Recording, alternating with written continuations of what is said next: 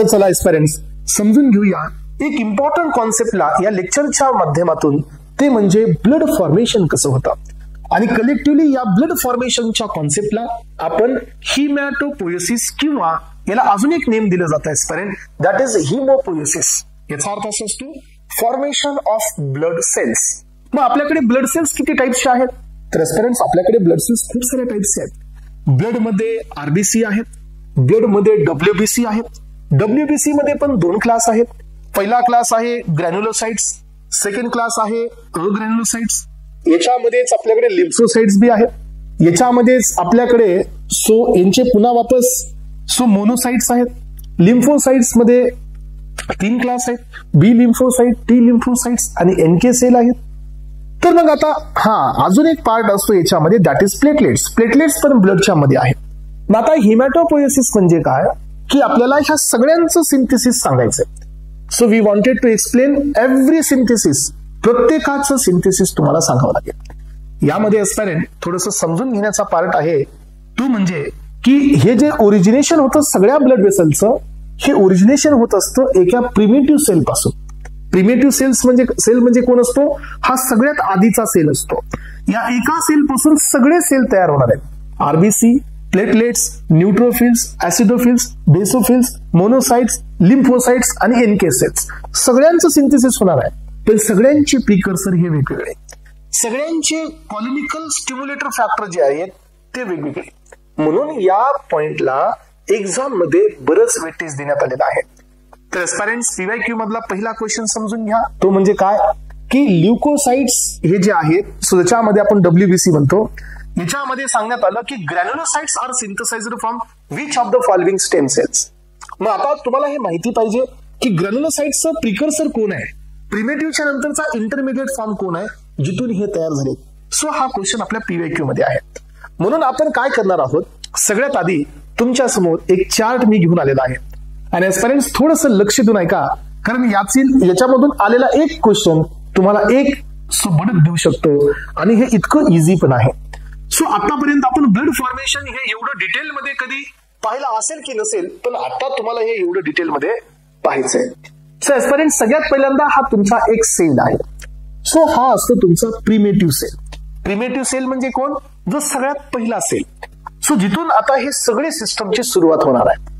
And this cell is called as the pluripotent. हा एक तुमचा कोणता सेल असतो माहितीये, याला नाव आहे इथं सेपरेटली, हे पहा.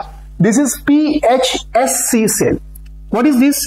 प्लुरिपोटंट हिमॅटोपोएटिक स्टेम सेल असतो हा कोणता सेल दिसतोय तुम्हाला? हे तुमच्या समोर जो सगळ्यात पहिला सेल आहे हा कोण आहे?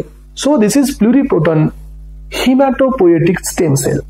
नेम इटसेल्फ इंडिकेट एस्पिरंट्स की हा प्लुरिपोटंट आहे, याचा अर्थ हा प्रिमिटिव्ह सेल आहे.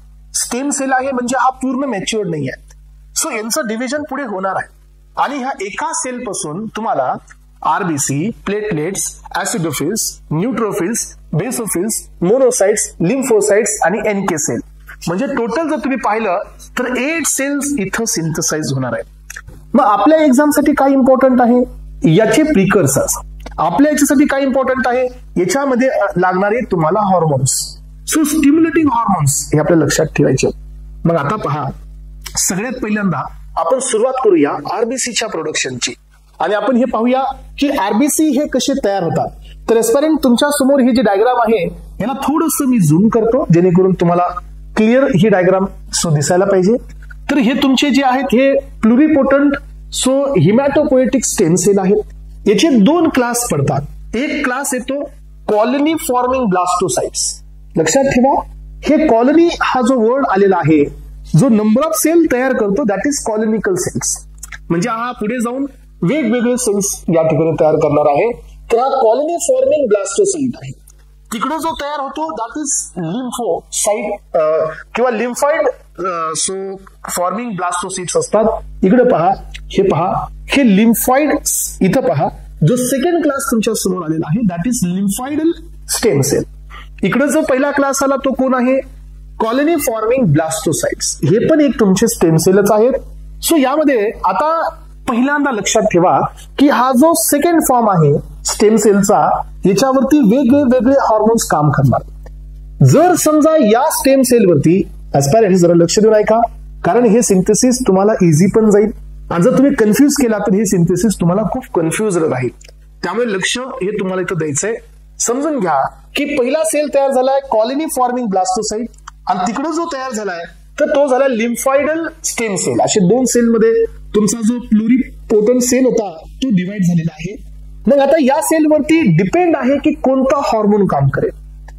जर या सेलवरती CFUE हा जर हॉर्मोननी काम केलं, याचा अर्थ असा असतो सो कॉलनिकल फॉर्मिंग किंवा colony forming unit E stand for erythropoietin. म्हणजे काय, जो इरिथ्रोसाइट्स बनवण्यासाठीचा स्टिम्युलेटिंग हॉर्मोन असतो.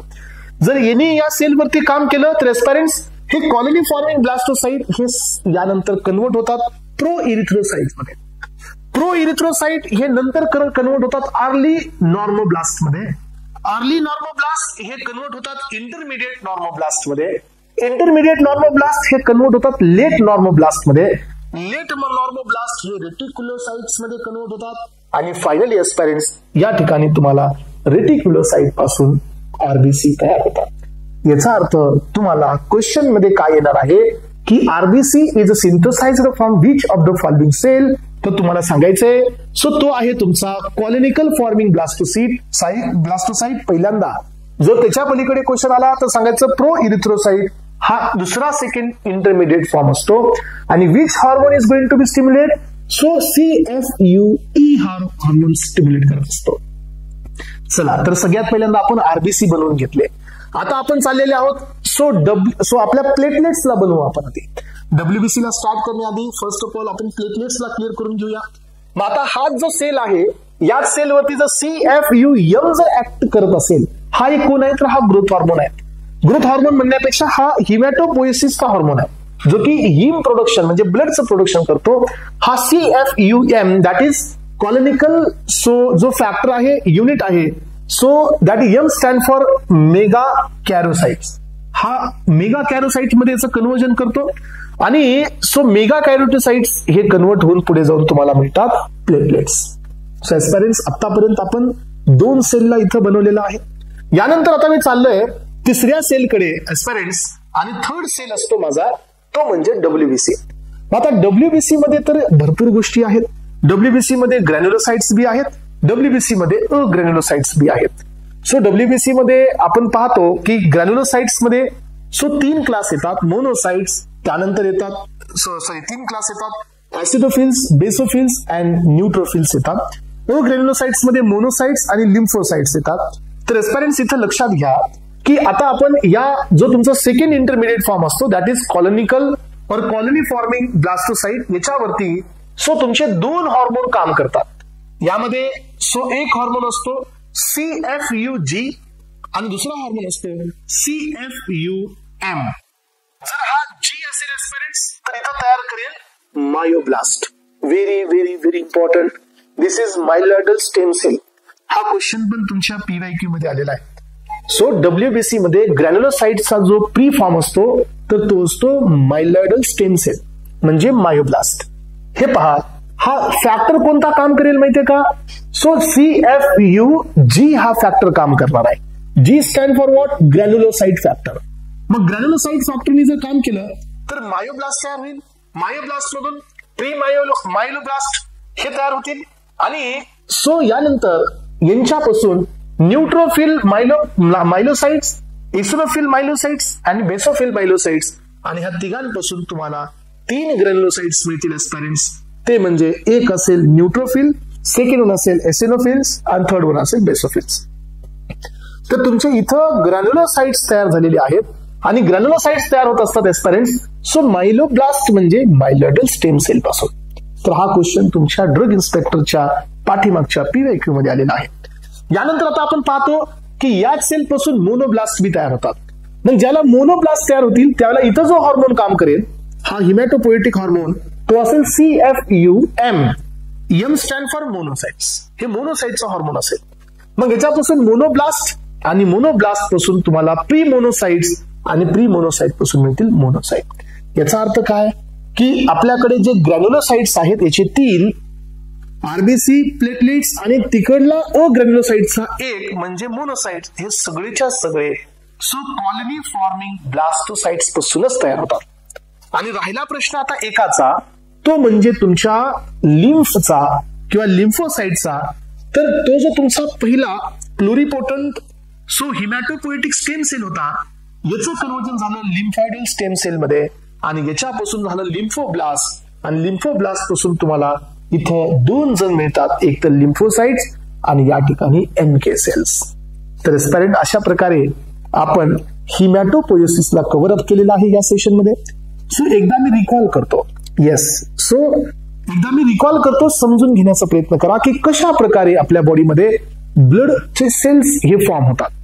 सगळ्यात पहिल्यांदा आपल्याकडे सो बोन मॅरो मध्ये हा एक प्रिमिटिव्ह सेल असतो, so which is called as the pluripotent hematopoietic stem cell. मग याचे दोन डिव्हिजन होऊ शकतात, एक सो कॉलनी फॉर्मिंग ब्लास्टोसाइट्स आणि एक असतो लिम्फॉइडल स्टेम सेल. असे दोघांमध्ये डिव्हिजन होऊ शकतं. कॉलनी फॉर्मिंग ब्लास्टोसाइट्स यांच्यावरती जर कॉलनी फॉर्मिंग युनिट इरिथ्रोसाइटनी ऍड केलं, त्या हॉर्मोननी, स्टिम्युलेटरी हॉर्मोननी, तर खाली जाऊन इरिथ्रोसाइट बनतो. जर कॉलनी फॉर्मिंग मेगा कॅरियोसाइट्सनी जर त्या हॉर्मोननी काम केलं तर खाली जाऊन प्लेटलेट्स बनतात. जर कॉलनी फॉर्मिंग ग्रॅन्युलोसाइट्स या जर तुमच्या ग्रोथ हॉर्मोननी किंवा हिमॅटोपोएटिक हॉर्मोननी काम केलं तर खाली जाऊन तुम्हाला ग्रॅन्युलोसाइट्स तयार होतात. ग्रॅन्युलोसाइट्स होण्याआधी मध्ये एक सो तुमची मायलॉइड स्टेम सेलची स्टेज आहे, ती विसरू नका. हे मायलॉइड स्टेम सेल्स हे विचारले जातात आणि याच्यापासून तुम्हाला 3 जण मिळाले, सो ऍसिडोफिल्स, बेसोफिल्स आणि न्यूट्रोफिल्स. मग याच तुमच्या सो कॉलनी फॉर्मिंग ब्लास्टोसिस पासून अजून एक तुम्हाला इथं प्रिकर्सर मिळतो, दॅट इज मोनोब्लास्ट. मोनोब्लास्ट हा कधी ऍक्टिव्हेट होतो, ज्या वेळेला CFU हा ग्रोथ हॉर्मोन त्याच्यावरती काम करतो, म्हणजे हिमॅटोपोएटिक हॉर्मोन. त्याला मोनोब्लास्ट तयार होतात आणि मोनोब्लास्ट हे डिवाइड होत पुढे जाऊन तुम्हाला मोनोसाइट्स मिळतात. याचा अर्थ कॉलनी फॉर्मिंग ब्लास्टोसाइट्स पासून तुम्हाला जवळजवळ 6 सेल्स मिळालेले आहेत. 3 मिळाले ग्रॅन्युलोसाइटचे, एक आहे RBC, एक आहे प्लेटलेट्स आणि दुसरा आहे तुमचा मोनोसाइट. आणि जो लिम्फॉइडल स्टेम सेल होता इकलियासाइट्सचा, त्याच्यापासून तुम्हाला लिम्फोब्लास्ट आणि लिम्फोब्लास्ट पासून लिम्फोसाइट्स. लिम्फोसाइट्स मध्ये अजून एक ऍडिशन इथं होऊ शकतं, that is natural killer cells.